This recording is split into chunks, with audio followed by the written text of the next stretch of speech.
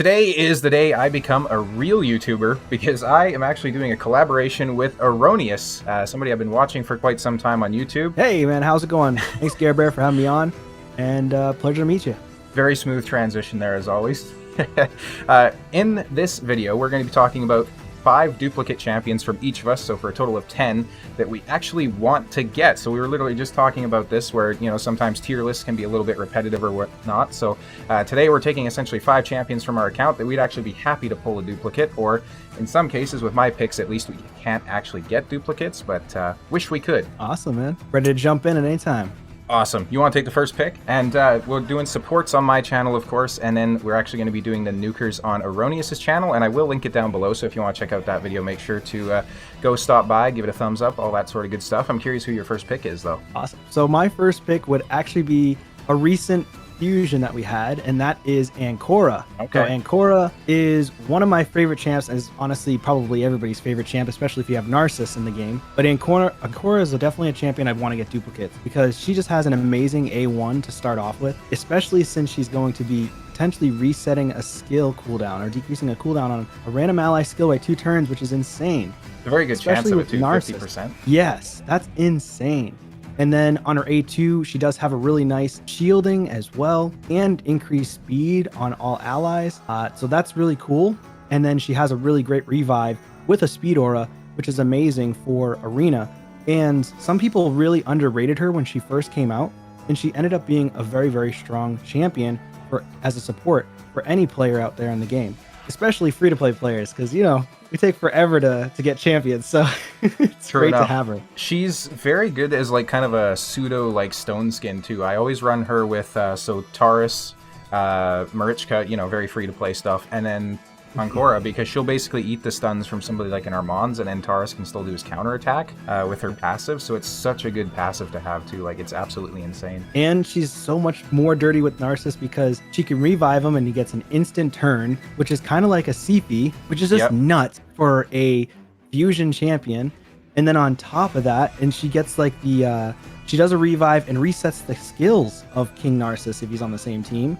So he goes in and just does the massive nuke right away, and it's just every time I fight her, and then she always steals the CC if he's on the same team, and she always, even if Narcissus is dead, will always cleanse herself of CCs, which is the most annoying thing to go against. It's pretty crazy too, because she actually also decreases the turn meters when she does the revive, and it's by a full 20% if it's Narcissus. Like, that's actually huge. That's some like straight up turn meter control champions right there. It is nuts. It's super nuts. And I totally forgot about that because honestly, and then I don't think about building my supports with accuracy, but of course, having accuracy on her can be super beneficial. True enough. The important question then, if you had like, let's say 2 of her, would you empower or would you build a second one? I'm assuming build a second one, right? I would definitely build a second one. Yeah, for sure. Fair enough. And I would put her in Faction Guardians. True. That's a good call. Yeah, that's probably more important than empowerment unless you already have it maxed out, hey? My first pick is going to be one that we can't get duplicates of, but it's actually Mithrala. I'll say Hydra is definitely a huge part of why. Just having like a champion that can do a Hex and increase attack and increase defense, just setting up your damage dealers really regardless of who they are, as well as poisons, a cleanse, shield, strengthen, all that, plus her, you know, petrification abilities for the live arena. Kind of one of the themes with this, I would say, is like she's one of those champions that you probably want to have like multiple different builds for her. Same thing with Anora as well, right? So like, for example, Mithrala for Hydra, she can be a bit slower, bit less resistance, all that sort of stuff, whereas like live arena, you're going to just be pumping out all those stats on her too, so it'd be nice to have a secondary one to do that, or just, you know, 3 for 3 different Hydra teams would be quite nice too. True. That would actually be insane if you can get multiple Mithrala. I couldn't even think about it. Honestly, now that you say that, if you could get multiple Mithrala, it would be just nuts. I could only imagine people going into like Dragon Hard 10 mode and just running multiple Mithrala, or other areas of the game where she's just wiping out waves with ease, always getting petrifications non-stop. And plus in Arena, that would be the most annoying thing ever. So, you know, petrification is just super annoying. And could you imagine back-to-back Mithrala petrifications? Yike. That would be insane. By an enemy under... Okay, yeah, I was just wanting to clarify. It doesn't say under her Hex. So yeah, if you had like 4 Mithralas on an Arena team, good luck getting a single turn. Because they'd all have a chance to proc that, right? Terrible. Thank God they don't allow us to get duplicates of her. No kidding. But I would definitely put her in Bolster and Stone Skin if I could have a second copy, and then another one in double Stone Skin, and then another one in just like pure PvE, super high accuracy, super high resist, which is helpful as well. But I'll put her in 3 different areas of the game. Do you use her in PvP? Very rarely. Very rarely, okay. I haven't re-geared her. Eventually, when I get better Stone Skin gear, I would definitely throw it on her and go double Stone Skin and try to go for the highest resist and accuracy I possibly can. Probably pushing more towards accuracy just because that converts into her resistance for her, but definitely would use her if I had 2-turn Stone Skin, because those Rondas of the world and other champs nowadays, especially Mythicals, can strip champions really easily, especially when Mythicals also ignore resistance, and so they come in against a Mithrala and they just destroy her. Absolutely, yeah. The ignore resistance of Mythicals is just absolutely insane. Like, it's very hard to overstate how much that's changed the game, because, I mean, 1,000 resistance champion, you're just automatically knocking off 200 of that resistance, right? Which is ridiculous. Which is pretty crazy. All right, cool. So I'll move on to the next one then. I think I'm going to go with Pyon as the next champion. That was a fusion in the past. I believe that was a 2023 fusion, and Pyon was and is still someone I use quite often in live arena. So I don't use him all the time, but I do use him often, and it's because of the 2-turn Stone Skin or 1-turn Stone Skin and immunity that I throw on him. So he becomes my bomb cleanser, especially against champs like Commodus, especially the mythical. You got Nishak, you've got other bomb champions as well, and other champions who try to just basically CC. So as long as he keeps his Stone Skin or he keeps his immunity, he's not going to get bombed from the immunity. The only downfall is he can get the immunity stripped and only 50-50 potential strip on the stones. So because you have to have high res on him too, so like if something goes wrong, sometimes I'll get the immunity strip and still get bombed and die because I only have about 500 resistance. But then other times they try to place the bombs, they don't have a strip champion with them, and then I ended up reviving or surviving, cleansing everybody else, and then I can go second and win. That's why I really love Pyon. He's still a really strong support champion, and I never see that champ that's like the only person who goes against him, which was also, I believe, a fusion. I just don't remember the name off the top of my head, but there was a fusion that was specifically designed to go against him. Yeah, Python's definitely an interesting champion, because like on the one hand, he's kind of like somebody like a Duchess from like Temu or Wish.com, right? Yeah. I would say like I like his A1 better, where he heals the ally instead of just the shield on them like Duchess, but the big thing with Duchess is how she places like the veils, or is it perfect veils, one of the two, on the allies that just stops them from getting hit, right? So Python does kind of lack that, but his passive is huge, like the up to 25% less damage. Duchess has that as well, but it's only on AoE skills, right? So you can also reduce like single target damage, and then if you pair that with like a Harima or something like that, you're cooking. He's a very, very good champion. I just remembered who the champion was too. It's Ugir the Worm Eater. So he's an Ogren that is a direct counter to Python, but I've never seen him in live arena a single time. So clearly he's working great against Python. No kidding. I was actually very excited for this guy, yeah.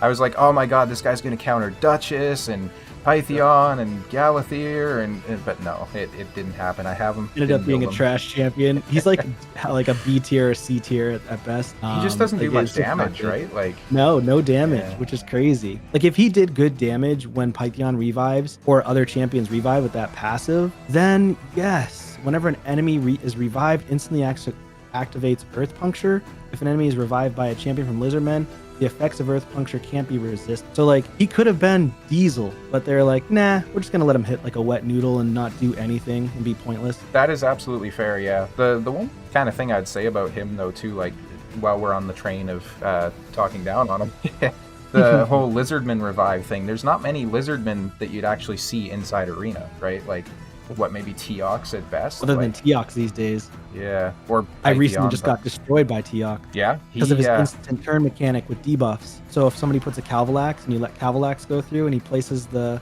poisons, he instant turns. Wow, okay, that's a good point. So I got wrecked, and I totally forgot about that in his passive. So Legate Teox is like the most dirtiest Unity champ. He's far above and beyond and excels and exceeds every other Unity champion in the game. So they would just run it with Cavalax and this guy on their team, essentially poison you, he instantly gets the turn. Yep. That's crazy. And then can wipe your whole team. Wow.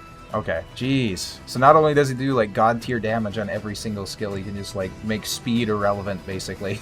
Yep, exactly. Wow. That's why I was like, is he like 400? I had a video recently. I was like, is he 400 speed? Nope.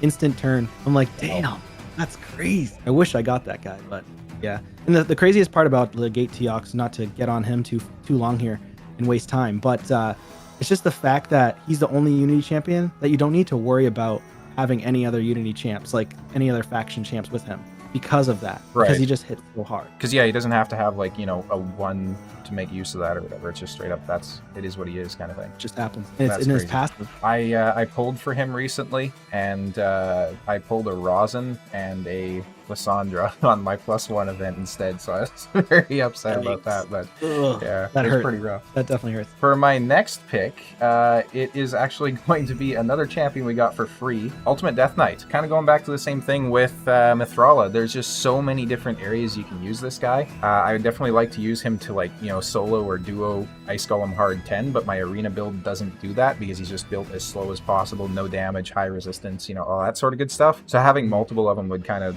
you know, enable you to do that essentially, or just having for tag team arena, for example, right? Sometimes we go in against like multiple Rotos teams or something like that. Fantastic champion too, of course, right? Like bringing the 75% chance of a provoke against legendaries on the A1, and then also the fears decrease attacks on the A2, and then he also has the shields, continuous heals, and then, you know, of course, what he's known for, just eating hits from your team too, which is pretty crazy. Oh yeah, so. Unless they have Georgian. Yes. And then unless you have like triple reaction, like I constantly get crushed by Georgian. But he is an amazing champion. I still use him a lot in live arena and classic arena, especially against Rotos. You know, he's a big, and I like that you put on that accessory with the frost set, I believe it is. Yes, frostbite. That's a really good accessory. The frostbite is amazing for him. And I also used to put him in damage double stone skin, and I swapped him back to high res because I was just too slow. So unless you're fast, you know, he just gets destroyed. And you know, and then when you make him with damage, you tend to want to go a little bit more speed, and then his stone skin falls off. So it's very niche with high damage. But if you're a top 1%er like Doc Moreau, he does it really well with that champion because he has a +4 and he has crazy damage, double stone skin. It's like insane. But not everybody can have that luxury. So, especially if you're low spend, right, or free to play, you're probably just happy to have the champion. Oh, 100%. Like if you just have UDK, he's an amazing champion for anybody's account. And people used to be so upset with this guy, saying he's just too much of a stall champion. People were taking forever to get wins when he first came out.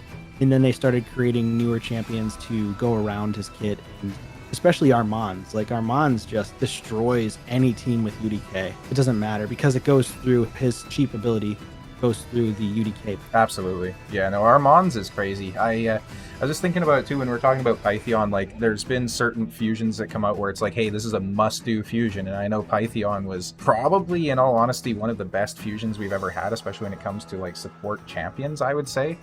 But then Armand's came out and just made him look like trash, right? Like the power creep is so real in this game. It's cool, but it's kind of crazy sometimes. Can you not wait for when they end up bringing out the Mythical Void? That'll be interesting. They said there's no intention on that so far, but I'm sure once the spending slows down a little bit, they'll be like, hey, new update. Hey, guess what? Void Mythicals. Mythical Voids. Krakens, come back. Yep. Baby, come back. The damage dealing Mythical Voids will be insane, that's for sure. That will be crazy.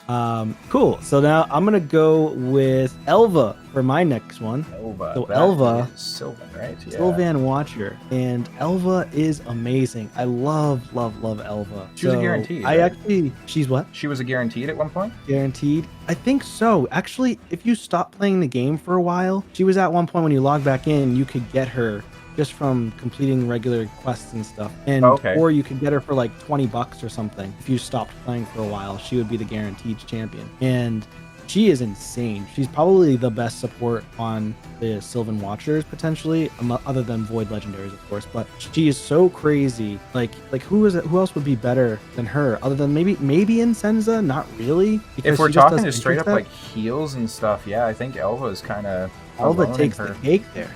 Yeah, I will say Lady of Irith, I think a lot of people are sleeping on her. She's actually fantastic. She's got that like apothecary type heal on the A2 and then strength and continuous heal on the A3. Yeah. I made content a while ago using her in only like refresh accessories and like cooldown reducing effects, and she can cycle like a madman. It's crazy. Oh, wow. Okay. Getting off topic a bit, but she's a very good champion. I'll have to consider that next time if I ever pull her. But for Elva, duplicate copies of her, I would definitely build at least 2, potentially even 3, because she's amazing in Hydra as a support. So if you don't have a Duchess, she comes in, puts the perfect veils every time she does an A1, right? Jeez, no kidding. Yeah. And then she revives, puts a veil, she puts continuous heals, she cleanses all the debuffs that the poison head puts on you, that the bigger head that does provoke, head of wrath, I believe, and any other heads that are trying to do provoke. So she's insane. Also, she can cleanse off the fears, as well as put increased speed, so you're constantly cycling back to your turns as quickly as possible. And if you put her in Relentless, say you had multiple copies, and you put her in Relentless, I don't, so I have her in 1 turn Stone Skin, so it's an arena build, not a specific PvE build. I would have her in Relentless, and then try to put her in other refresh accessories, so she's constantly cleansing and then constantly putting heals and getting back to her revive as needed. Like, she's insane. Absolutely. One thing that's kind of an oddity about her kit that I've noticed is her A2 has a 75% chance of removing all debuffs. It's not often that we see like a chance of a cleanse that has to be booked out on a champion, which is interesting, but her kit is just absolutely fantastic. Like, crazy base stats too. Like, probably can't really see them the best, but she has like 1300 base defense, 110 and 110 speed.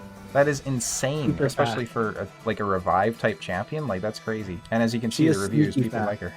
Yeah, she's so strong. Like, even in Faction Wars, that 5-star, that's well deserved. And she's scary, especially if you don't know any better and you're fighting her in arena. She has the 1-turn Stone Skin. Majority of the time, that people are putting 1-turn Stone Skin on her, and she saves me so often from bombs and so often from debuff champions or CC champions like Mikage and stuff, if she can't strip her. So like, having a CC champion in Stone Skin, or a support champion in Stone Skin like her, who cleanses off your team against a Mikage, it's so strong, because with Mikage, it makes them have to think about what they want to do. Do they want to try to do the stun, or do they try to go with the strip first, because this person has Stone Skin on their support that can cleanse? So it really makes people think about what they're going to do with the Mikage before they do it. And that's what I love about it too. Gives you additional options to survive. Absolutely. Yeah, no kidding. And you think about it, like a fast champion, very good base stats, a lot of utility, and an all battle speed aura. She's just fantastic for like siege mode too, right? Because like, there's not many good champions that have good speed auras, is what I've noticed, at least on my account, right? Like, I'm kind of blessed to have Anora and Marichka that have like a 19 and 24%, but if you're somebody that doesn't have those champions, she could be a very good option as well. For my pick is... there's kind of a theme here. So my pick is yet another one that we get for free, and that's actually going to be Arbiter. In an ideal world, I would have like 4 duplicate Arbiters by now, so that I could have her, +4. So... just getting those stat increases. Again, base stats are crazy on her, 21k HP, 110 base speed, right? We all know Arbiter. She's been around forever in the game, has a very good kit, like the increased attack, speed boosts, decreasing buffs, which is quite nice, actually. If you have like an unkillable on a Leorius or something like that, she can pull a clutch quite often. And then the AoE revive with an extra turn too, right? Like, she's just got an insane kit. Having multiples of her again for arena, something like Hydra, like, there's just so many use cases for her. And I think getting like the empowerments too would be quite nice to get the extra speed, just since I am a little bit slow on my account, I would say. Like, my fastest champion's like 369, which is her, so boosting that up by, what is it, like 10 or 20 would certainly help out my account, that's for sure. Nice. Yeah, I mean, Arbiter is definitely the people's champ. So it's a community champion, basically, because you get her with the first set of missions, and she's fairly easy to come by. Most people can get her if you're really good at the game, or if you've played the game and try it again, you can get her within like 60 to 90 days. But of course, a regular player would probably get her in around like 90 to 120 days, which is still not very long. 3 months to 6 months is actually pretty short period of time when it comes to raid standard. And she's an amazing champion for a speed lead.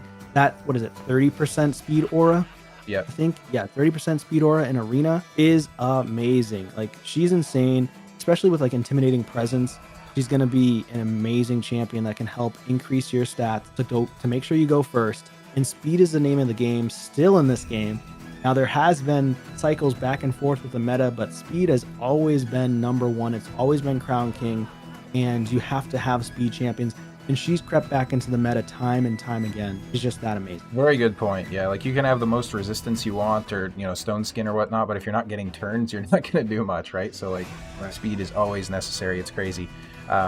Yeah, no, on to your pick. All right, so for my next pick, I'm going to pick Ostrich. So Ostrich Dreamsong was also a fusion, and she's also insane. And I actually have lost to her quite a few times in live arena, and she's just so quick. She has 115 base speed, which is, I think 115 is the fastest base speed out of all champions in the game, or just in general. I don't think there's a faster base speed that I can think of off the top of my head.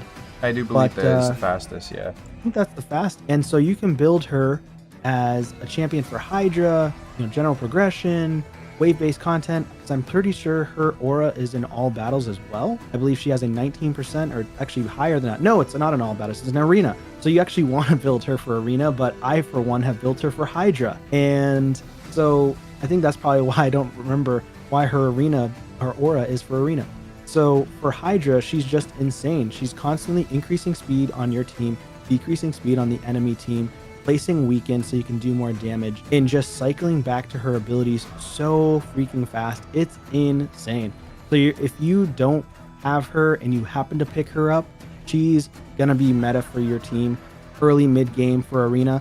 Late game, she'll still be pretty meta. And then as time goes on, she does fall off a bit. But of course, the 5% or up to 1%ers are not going to be using her in live arena that high up, right? You're going to be probably utilizing her in one of your hard, brutal, or even nightmare Hydra team. True enough, yeah.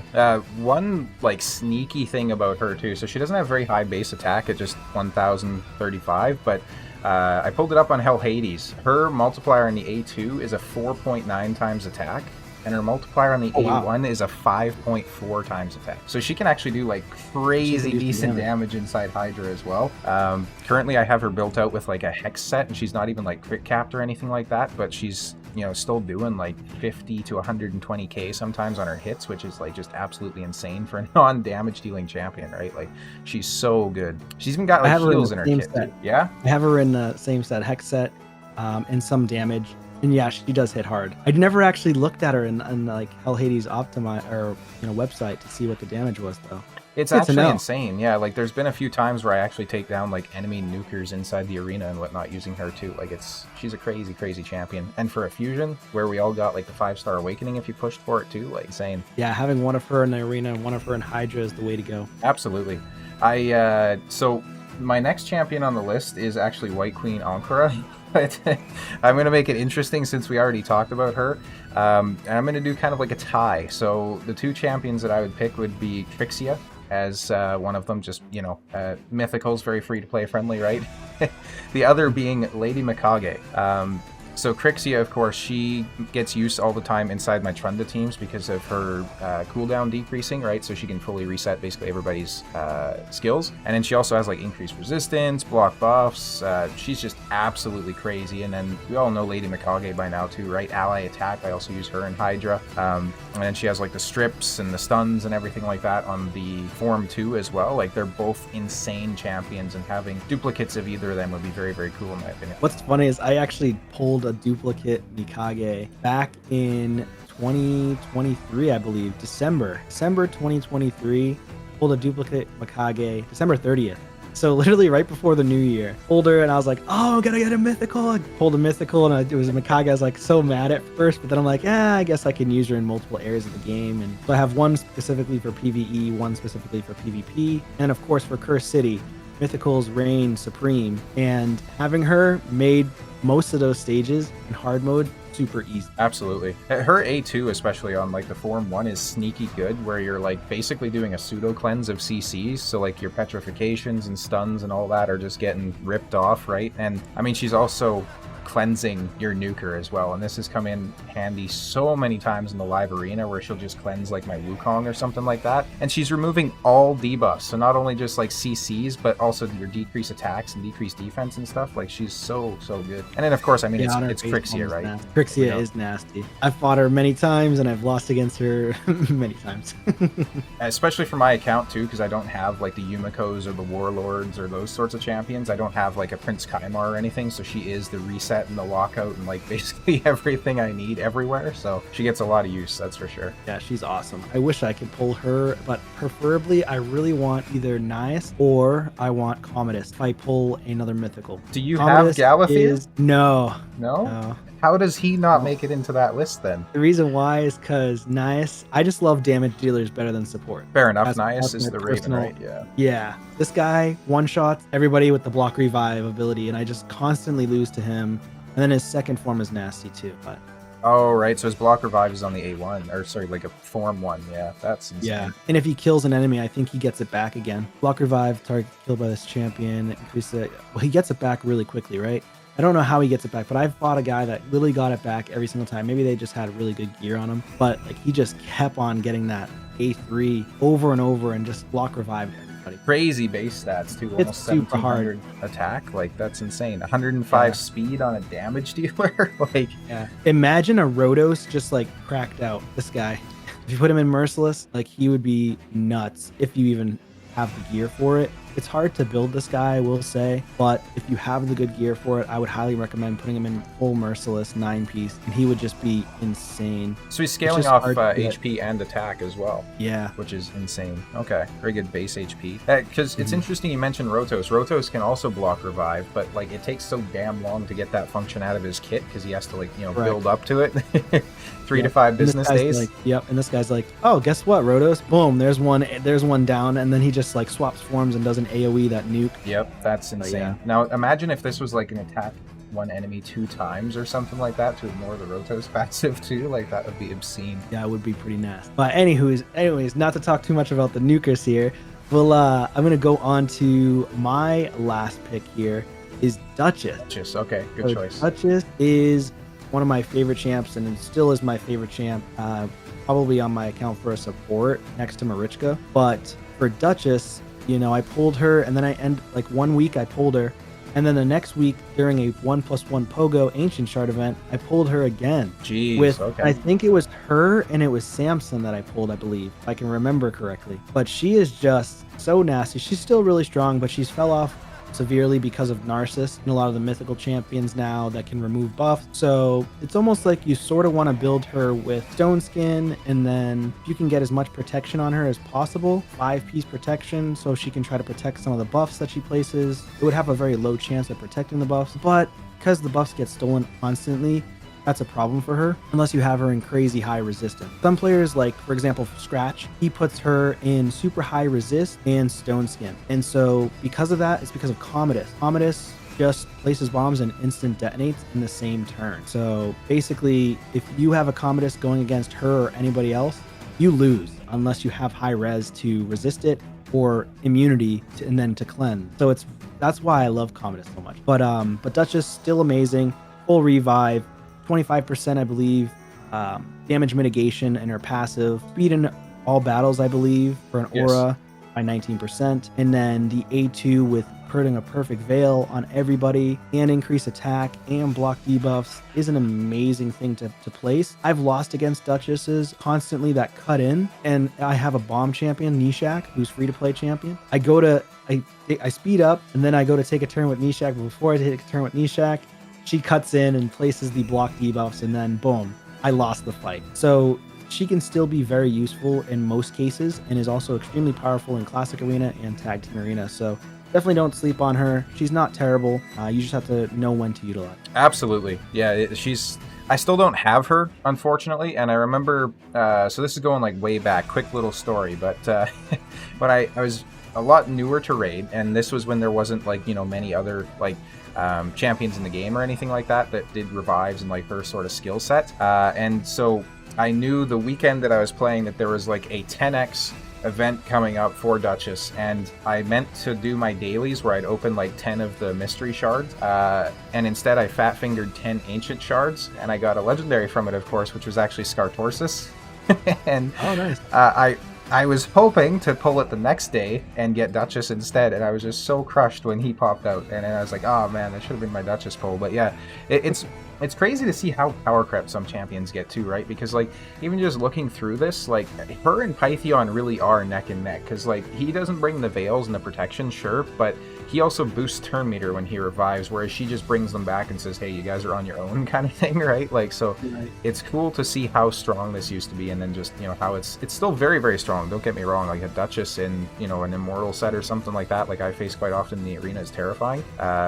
But like, it's crazy. The game's always progressing. See, nowadays you kind of have to, especially in live arena or arena, high level arena, I will say, not in lower tiers of arena, but in high level arena, you don't have a champion that can revive and grant an extra turn, or revive and have full turn meter. You're screwed, because she just ends up, on my account, I revive everybody and they can't get a turn, they just get nuked again. So like, if you're facing Marius over and over and over, which is what all I face up in Gold 4 or Gold 3, well, then I just get revived, and then Marius just comes back and one-shots, because Marius has that insane turn mechanic, and then he has like the Enfeeble on the A1, attacks all enemies, and then he grants an extra turn on his A3, goes into the triple hit, and just nukes everybody, which essentially puts his AoE on a lesser cooldown. So he's just so insane. I'm getting close to get him, and can't wait to get him. He's crazy. I'm stuck on stage 2, getting those mythical chest plates, which apparently just do not exist in the game right now. I farmed probably over 10,000 energy waiting for this 4th one, and it just does not happen. And I'm not even being hyperbolic there. Like, it's literally an obscene amount of energy. It's crazy. Yeah, that's crazy unlucky. Fingers crossed, though. We'll get him soon enough.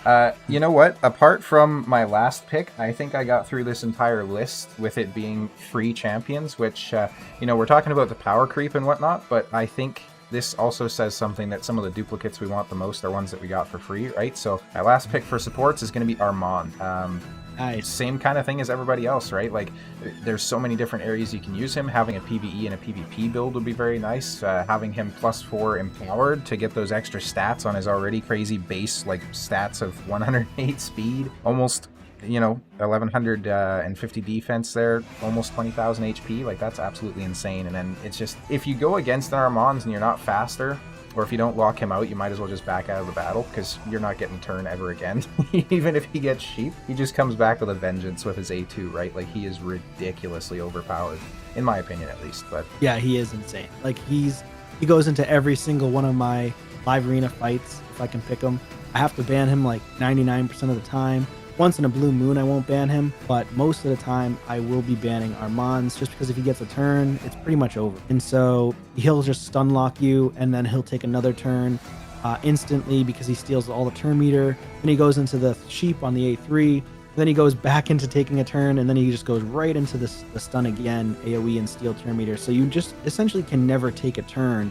Unless you have super high res on multiple champions, you're just not going to do much against this guy, or unless he weak hits against you, then you can potentially take a turn. So like, for example, my Nishak, sometimes he will get a weak hit, and then my Nishak can go and place bombs and wipe the whole team. But a lot of times the Nishak will just get sheeped, because you can't weak hit with his sheep ability. So that's the part that's so crazy about Armand. He just can't weak hit on that thing. Nuts. Absolutely. Good point. Yeah, because like when he does the animation, it kind of looks like it's a hit, but it's not. He's just straight up placing that sheep, right? Like, there's no reaction to it. There's nothing. I also just noticed when he does like his little, you know, thing with his hand, he's actually holding up a sacred shard, apparently. I never noticed that before, but I just seen him doing it during his idle animations. That's pretty cool. But yeah, absolutely insane. And also when he's placing the sheep, and this does work with polymorph as well, I believe, he basically increases their cooldowns when they pop out of the sheep. So not only do they miss their turns because they're a sheep, they also have no skills on off cooldown when they come out of it too. Absolutely insane. Just an additional thing that makes him crazy. 100%, yeah. We talked about how